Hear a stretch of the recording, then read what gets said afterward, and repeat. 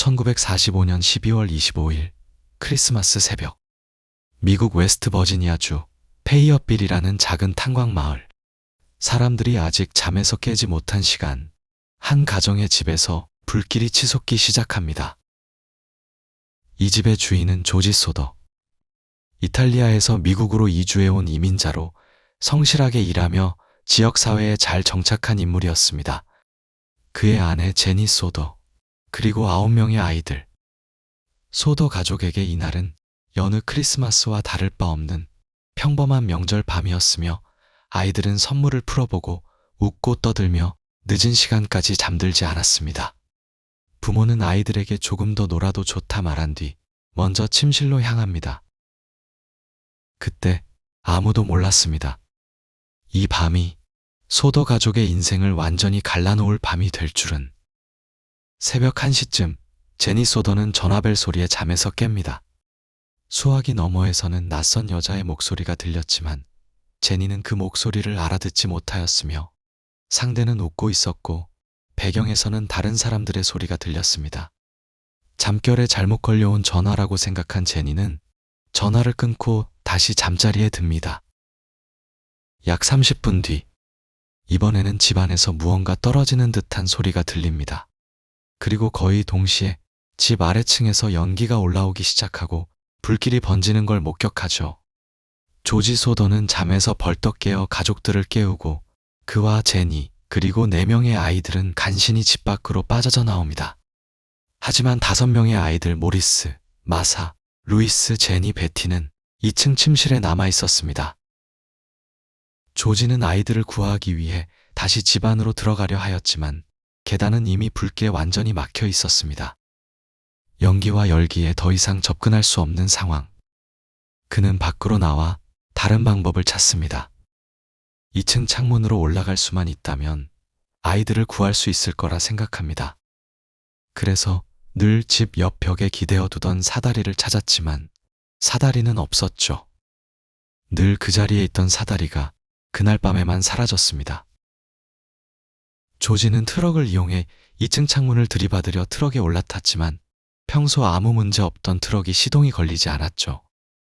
몇 번을 돌려도 엔진은 반응하지 않습니다.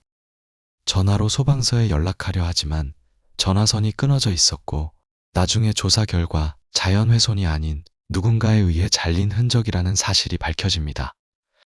이 모든 일은 단 몇 분 사이에 벌어졌습니다. 그리고 불길은 점점 집 전체를 삼켜갑니다. 마을 소방대는 도착하는데 7시간이 걸렸는데, 당시는 작은 시골 마을이었고 소방대원 대부분이 자원봉사자였기 때문입니다. 아침이 밝았을 때 소더 가족의 집은 완전히 무너져 잿더미가 되어 있었습니다. 사람들은 모두 같은 생각을 했습니다. 아이들은 불길 속에서 숨졌을 거라고. 끔찍하지만 어쩔 수 없는 비극이라고. 그러나 수색이 시작되자 이 사건은 전혀 다른 방향으로 흘러가기 시작합니다. 잔해 속에서 발견된 것은 아무것도 없었죠. 5 아이의 시신은 물론 뼈조각 하나, 치아 하나, 그 어떤 인체의 흔적도 발견되지 않았습니다. 하지만 소방서는 공식적으로 말합니다. 아이들은 화재로 사망했다. 하지만 조지와 제니 소더는 그 말을 받아들일 수 없었습니다. 일반적인 주택 화재에서 사람의 몸이 완전히 소각되기 위해서는 섭씨 1000도 이상의 고온이 오랜 시간 지속되어야 합니다. 그러나 소더 가족의 집은 평범한 목조주택이었고 화재는 그렇게 오랜 시간 지속되지도 않았죠. 게다가 잿더미 속에서는 가구의 금속 부품, 생활용품, 심지어 동물의 뼈조차 남아 있었습니다. 그런데 왜 아이들의 흔적만 완전히 사라졌을까요? 의문은 여기서 끝나지 않습니다. 사건 이후 조지 소더는 화재 이전에 있었던 일들을 하나씩 떠올리기 시작합니다. 화재가 나기 몇 주 전 집에 찾아온 보험조사원이 있었습니다. 그는 조지에게 이렇게 말합니다. 당신은 무솔리니를 비판했지. 그 대가를 치르게 될 거다. 당신 집은 불타게 될 거고 아이들도 위험해질 거다. 당시 조지 소더는 이탈리아 독재자 무솔리니를 공개적으로 비판해 왔습니다. 그로 인해 일부 이탈리아계 커뮤니티와 갈등이 있었던 것도 사실입니다. 또 다른 날에는 낯선 남자가 집 주변을 맴돌며 아이들이 불타는 걸 보게 될 거다 라는 섬뜩한 말을 남기고 사라지기도 했습니다. 사건 후 이 모든 경고가 현실이 되었습니다. 그리고 더 이상한 증언들이 나오기 시작합니다. 화재 당일 밤 집 근처에서 불을 지켜보던 한 목격자는 아이들이 불길 속에서 나오지 않았다고 말합니다.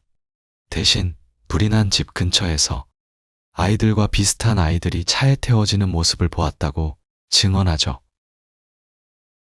또 다른 증언은 인근 고속도로 옆 식당에서 일하던 종업원은 화재 다음 날 5명의 아이들과 매우 닮은 아이들이 성인들과 함께 식사를 하고 있었다고 말합니다. 또 한 버스 운전사가 사건 당일 밤 아이들이 탄 것으로 보이는 차량이 고속도로를 따라 이동하는 것을 목격했다고 합니다.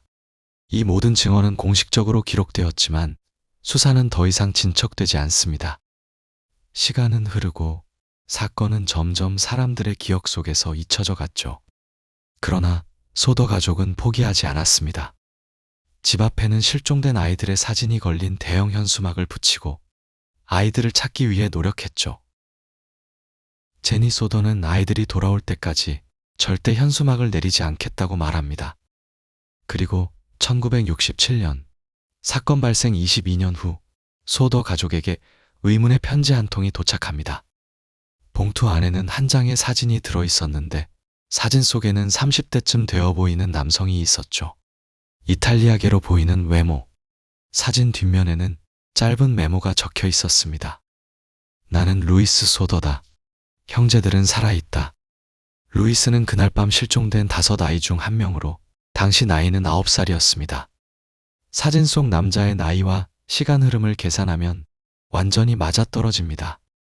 그러나 이 사진 역시 진짜인지 조작인지 끝내 밝혀지지 않았으며 DNA 검사는 이루어지지 않았고 추적은 중단되었습니다.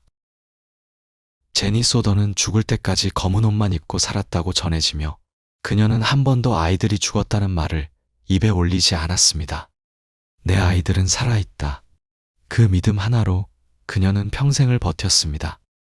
그리고 지금 사건이 발생한 지 80년에 가까운 시간이 흘렀죠. 아이들은 불에 타 사라진 걸까요?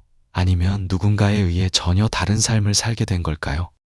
여러분은 어떻게 생각하시나요? 소더 가족 연구 미제 사건이었습니다.